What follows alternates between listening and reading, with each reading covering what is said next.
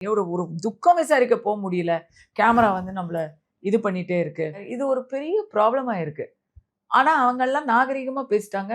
நான் வந்து டேய் பேசின் பிரிட்ஜ் அடியில பிச்சை எடுத்த நீ அப்படிங்கிற அளவுல சைதை தமிழிசையா மாத்தி பேசிட்டேன். என்ன நடந்ததுன்னா, நான் உள்ள போறேன். போய் இரங்கல தெரிவிக்கிறேன். வெளிய வரேன். கார் வந்து எங்கேயோ வச்சிருக்கோம் நாங்க. ஒரு ஆல்மோஸ்ட் வள்ளுவர் கோட்டத்துக்கு அந்த பக்கம் வச்சிருக்கோம். ஓகே. அதுக்கு நான் திருப்பி வர்றேன். இப்ப திருப்பி வரும்போது எனக்கு பரிச்சயமானவர்கள் என்ன வந்து பேசுறாங்க. அவங்கள பத்தி என்கிட்ட சொல்றாங்க. அவங்களுமே பத்திரிக்கையாளர்கள் தான். ஒரு யூடியூப் சேனல் தான்.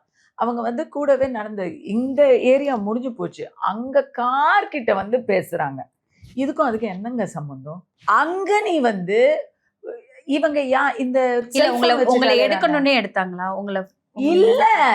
இந்த செல்போன் வச்சுக்கிட்டு ஒரு 4, 5 அவதாரங்க அங்க சுத்திக்கிட்டு இருக்கு. அவங்க எப்படின்னா, பேரிகேட் இருக்கு இல்லையா?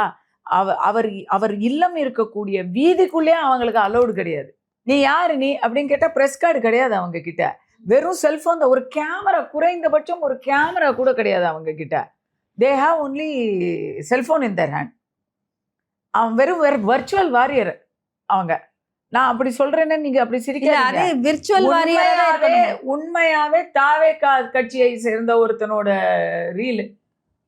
அந்த ரீல வெளிய போட்டது தாவேகா. ஆமா ஆமா. இல்ல மேம் நான் கேக்குறேன் ஏன் அது தாவேகா ஆட்களா இருக்கணும்? வேற யாராவது இருக்கலாம்ல? நிறைய பேர் இந்த மாதிரி இருக்கிறாங்க.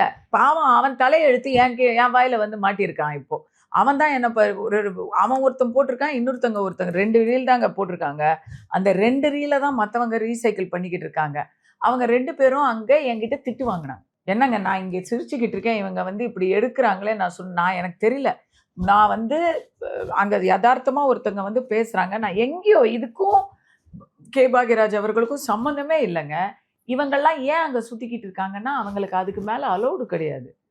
அவன் அங்க போற வர்ற இடத்துல இந்த விஜய் அவர்களுடைய கேம்பெயின்ல அவர் வந்து கேம்பெயின் கிரவுண்டுக்கு போறதுக்கு முன்னாடி ரோட்ல எல்லாம் அவர் வரும்போது பார்க்க முடியுமான்னு நிப்பாங்க தெரியுமா?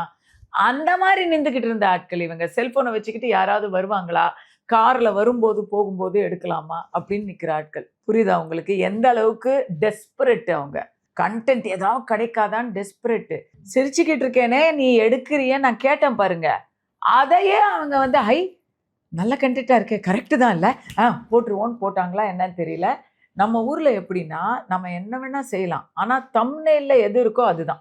நீங்க தம்ப்நெயில் போட்டீங்கன்னா அதை நம்புறதுக்கு ஒரு ஆட்டு மந்தை இங்க இருக்கு. அவங்களை எல்லாம் வந்து நம்ம எப்படி நினைக்கணும்னா விஐபின்னு நினைக்கணும். ஒரு விஐபி குரூப் இருக்கு. வேலை இல்லாத பயல்.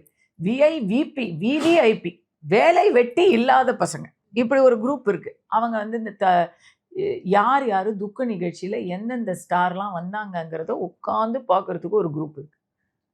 அவங்க பார்த்தது வந்து இயக்குனர் பாக்யராஜ் அவர்களுக்கு மரியாதை கொடுக்கறதுக்காகவா? இந்த அம்மா மேக்கப் போட்டு வந்திருக்கு, அந்த அம்மா சேலையில வந்திருக்கு, இந்த அம்மா பாரேன் முடி சீவாம வந்திருக்கு, விஜய் வந்துட்டாருப்பா, சூர்யா வந்துட்டாருப்பா அப்படின்னு அவங்களுக்குள்ள ஒரு என்டர்டெயின்மெண்ட்டா பார்க்குறாங்க.